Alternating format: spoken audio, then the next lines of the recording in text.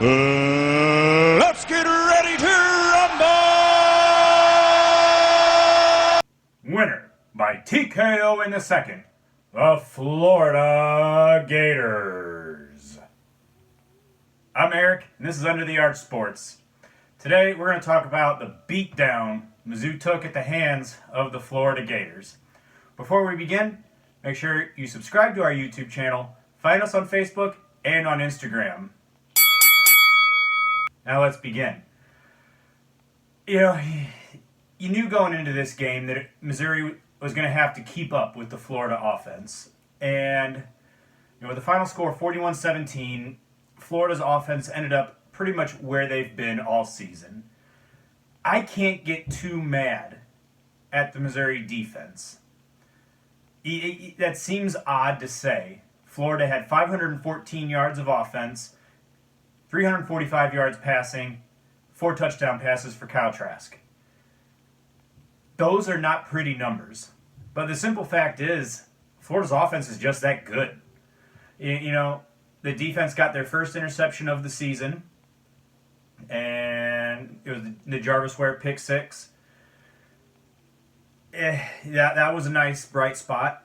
Also, the turnover champion robe that Ware got to put on after that is spectacular. But Florida's going to do what they did to Missouri to a lot of teams this season. So I can't get too upset. It's the Missouri offense that was the problem. So let's take a deeper look at that. Connor Bazelak was 26 out of 40 for 208 yards. And, that's not terrible, but the problem is that it was 5.2 yards per pass. So what does that mean? Well, it means the shots downfield did not happen that much. And when they did, it didn't go very well. Why? Well, the drops that plagued Missouri receivers against Alabama and Tennessee, those came back against Florida. And at this point, with the consistent drops issue and just the trouble receivers are having getting open, I think it's fair to question how much Damian Hazelton plays. Kiki Chisholm, he had his best game, but his best game is 5 catches for 68 yards, which is a decent game, but halfway through the season, one of your starting receivers needs to have a better game than that, and he hasn't been consistent enough. I see no reason to not look more at Boo Smith, Towski Dove. Why not? I think those guys have proven more reliable. They've not had issues dropping the football. The Jalen Knox drop, that was a potential game turner, That was going to be a monster play for at least 40 yards. And, who knows? Maybe if he hangs on to it, maybe he breaks away, it may have been a touchdown. And I don't know. It's very frustrating. You look at the way Bazelak played. I don't question a lot of the decision-making as far as throwing the football. I think in that regard, he did well again. That said, he had one glaring moment where he looked like a freshman quarterback. Unfortunately for him, it was the moment that, to me, really turned the game. That was at the end of the second quarter, the third down play where he handed off to Tyler Beatty, but saw the Florida defensive lineman breaking through. He pulled the ball back away from Beatty at the last second. And, the play was far enough along that Beatty thought he was getting the ball. So he's not going to let the ball slip out because he thinks he might be fumbling it, right?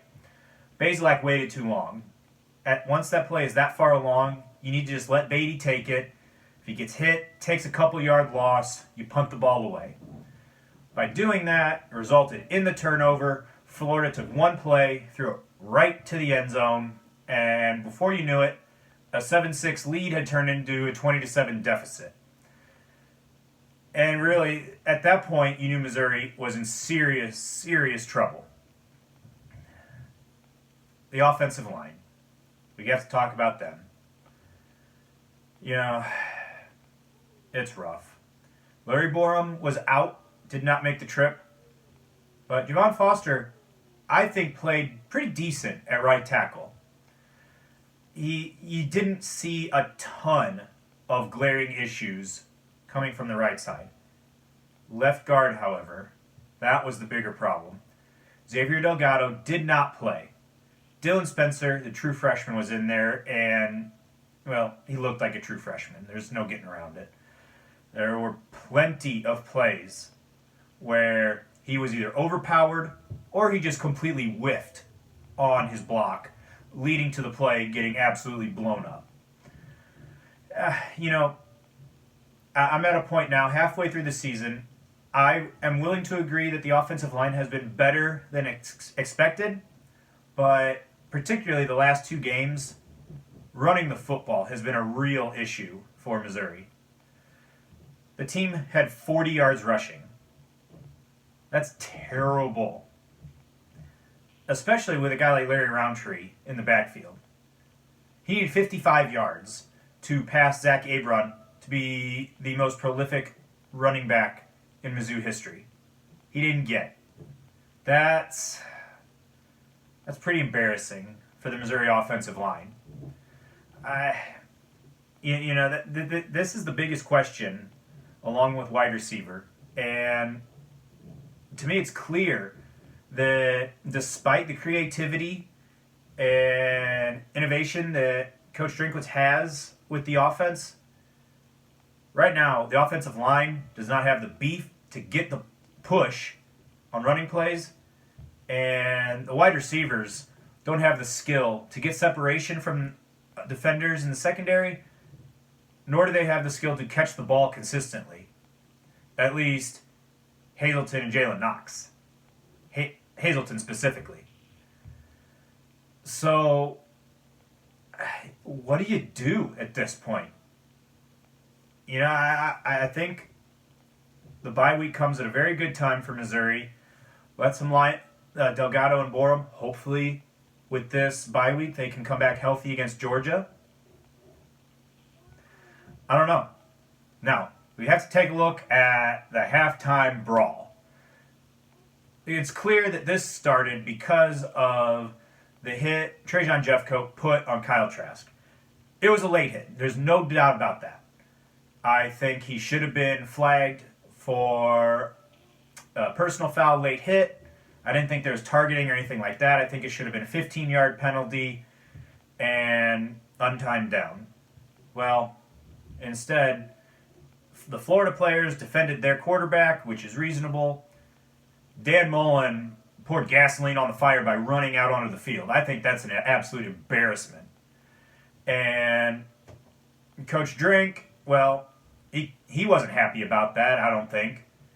I think he's wondering, why is your entire coaching staff and all the players, why are you guys 2/3 of the way to our sideline? Come on now.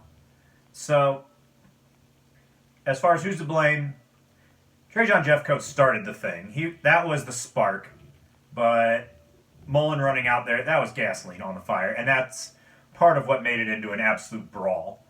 Because if the players see the coach running out there, losing his mind, having zero self-control, why should the players?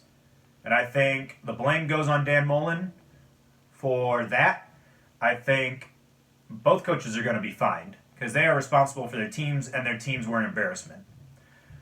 But I think Mullen should be suspended for running out there. It's not going to happen because they're not going to suspend a head coach going into the cocktail party, Florida versus Georgia. It's going to decide the SEC East. They're not going to get a head coach suspended for that game. It wouldn't happen. They were playing Vanderbilt next week. I bet it would happen. I also think it's terrible optics for, in the post-game press conference, Dan Mullen to show up dressed as Darth Vader.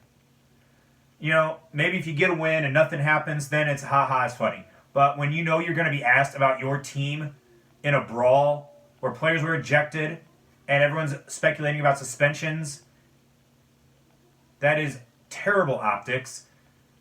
But frankly, I'm not surprised with Dan Mullen. That's just I think he's just trying to skirt his way around the entire issue and avoid the fact that he embarrassed his team and university by contributing to the melee instead of being a calming factor. That's all I've got for this game. It's all about the offense. Missouri has a bye week, followed by a tough home game against the Georgia Bulldogs. Later this week, we are going to have a mid-season review. We've got a special guest lined up for you to review the first 5 games of the season. Hopefully you'll check that video out. Thanks for watching this one. See you next time.